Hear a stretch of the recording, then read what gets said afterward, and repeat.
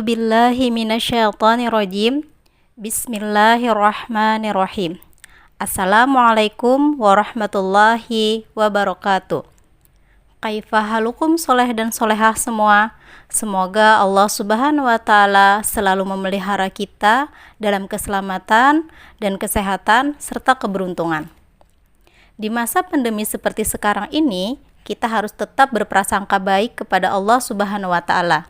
Tetap jaga kesehatan, tetap semangat belajar meskipun harus di rumah saja. Kalaupun harus keluar rumah, latansa dengan protokol kesehatannya.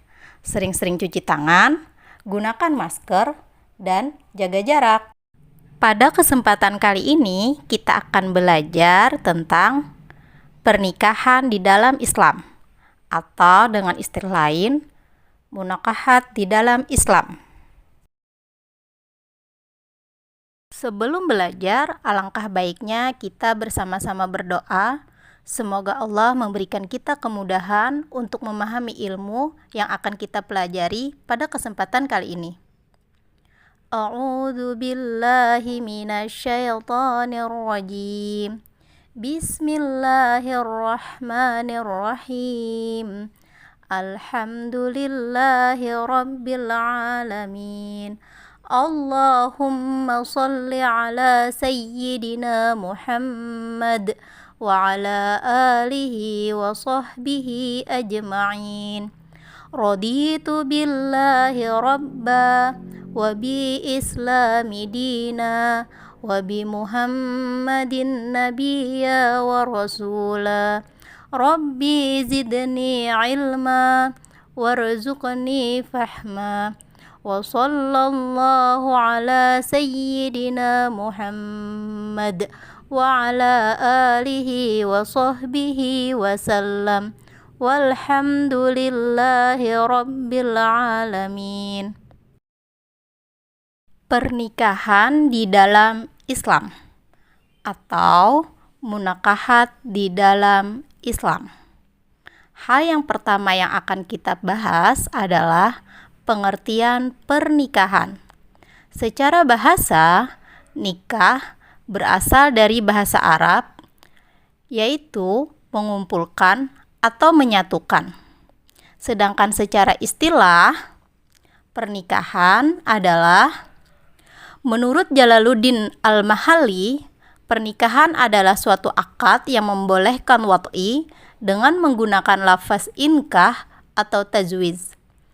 Sedangkan menurut Imam Syafi'i, pernikahan adalah suatu akad yang mencakup kepemilikan terhadap wat'i dengan lafaz inkah atau tajwiz atau dengan menggunakan lafaz yang semakna.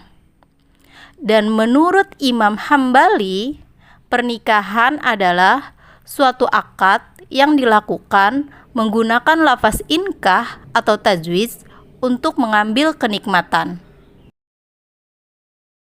Dalil tentang pernikahan. Banyak sekali ayat Al-Quran yang membahas tentang anjuran pernikahan. Salah satunya terdapat dalam surah Ar-Rum ayat 21 yang berbunyi, A'udzu billahi minasyaitonir rajim. Bismillahirrahmanirrahim. Wa min ayati an khalaqalakum min anfusikum azwajan litaskunu ilaiha wa ja'ala bainakum mawaddah wa rahmah. Inna fi dzalika laayatil liqaumin yatafakkarun. Shadaqallahul azim. Yang artinya, dan di antara tanda-tanda kekuasaan Allah ialah Dia menciptakan pasangan-pasangan untukmu dari jenismu sendiri, agar kamu cenderung dan merasa tentram kepadanya. Dan Dia menjadikan di antara kamu rasa kasih dan sayang. Sesungguhnya yang demikian itu benar-benar terdapat tanda-tanda kebesaran Allah bagi kaum yang berfikir. Maha benar Allah dengan segala firman-Nya. Selain surah Ar-Rum ayat 21, masih ada beberapa ayat lain yang membahas tentang anjuran pernikahan.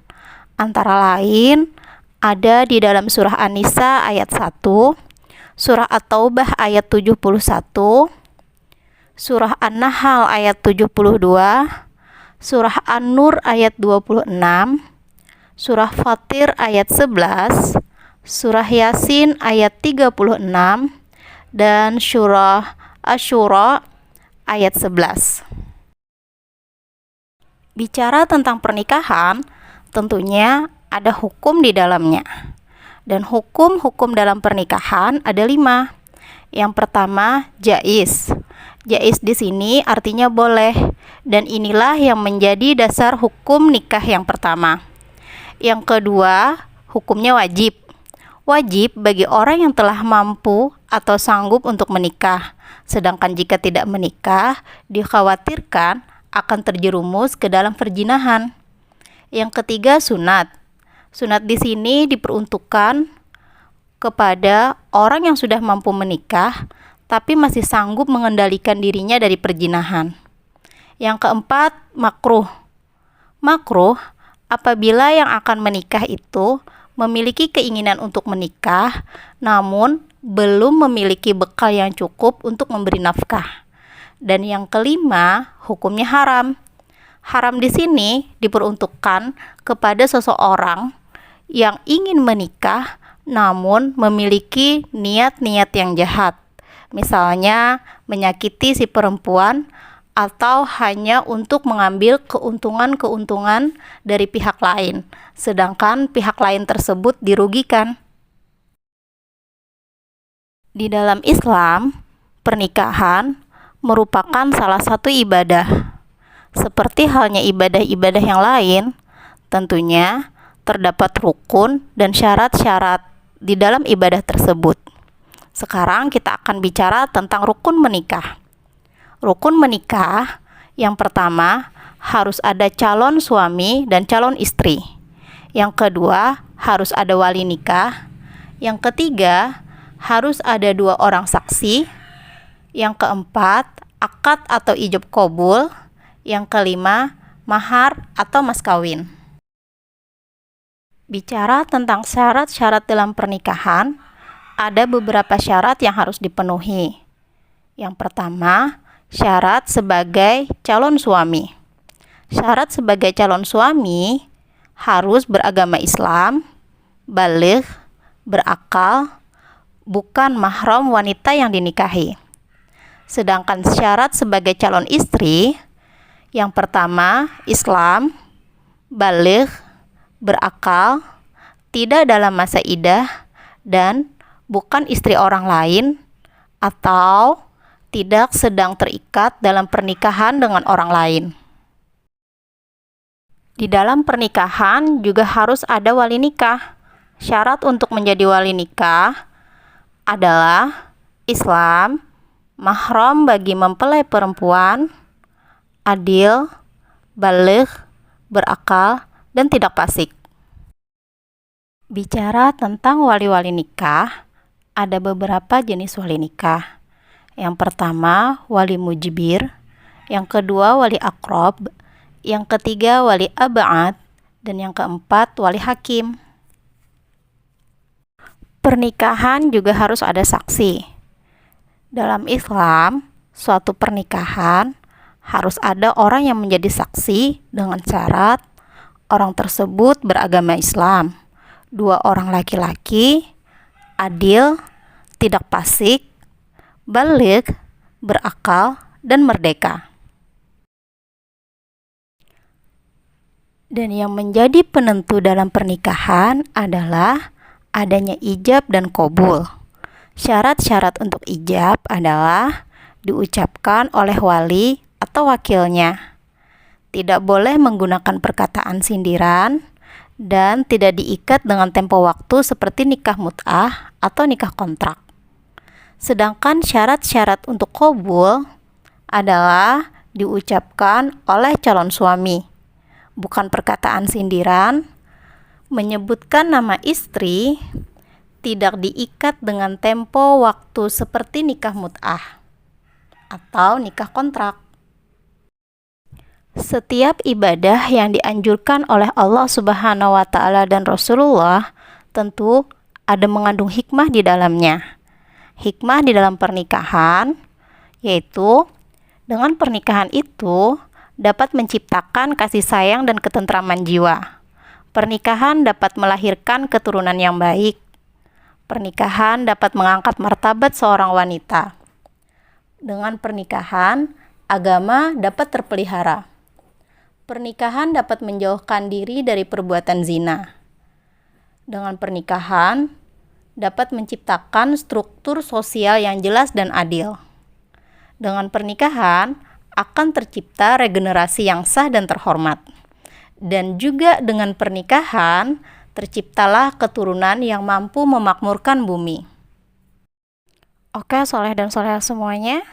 Semoga pembelajaran kita pada kesempatan kali ini dapat dimengerti dan bermanfaat buat kita semua. Sebelum kita tutup pembelajaran kita pada kesempatan kali ini, alangkah baiknya kita kembali berdoa kepada Allah Subhanahu wa Ta'ala agar kita diberi pemahaman dan ilmu yang bermanfaat. A'udzu billahi minasyaitonir rajim. Bismillahirrahmanirrahim. Alhamdulillahi rabbil alamin. Allahumma salli ala sayyidina Muhammad wa ala alihi wa sahbihi ajma'in. Allahumma arinal haqqa haqqa warzuqna tiba'a wa arinal batila batila warzuqna tinaba. Wa sallallahu ala sayyidina Muhammadin wa ala alihi wa sahbihi wa sallam. Walhamdulillahi rabbil alamin. Terima kasih soleh dan soleha semuanya. Tetap semangat dalam belajar ya, dan selalu berprasangka baik kepada Allah Subhanahu wa Ta'ala. Tetap jaga kesehatan, sering-sering cuci tangan, gunakan masker, dan jaga jarak. Semoga kita semua selalu dalam lindungan Allah Subhanahu wa Ta'ala. Diberikan Allah keselamatan, kesehatan, dan keberuntungan di dunia sampai di surganya. Semoga Allah selalu ridho dengan apa-apa yang kita lakukan, sehingga Allah takkan pernah tega untuk membuat kita tak bahagia. Jazakumullah khairan katsiran. Wassalamualaikum warahmatullahi wabarakatuh. Ila liqa.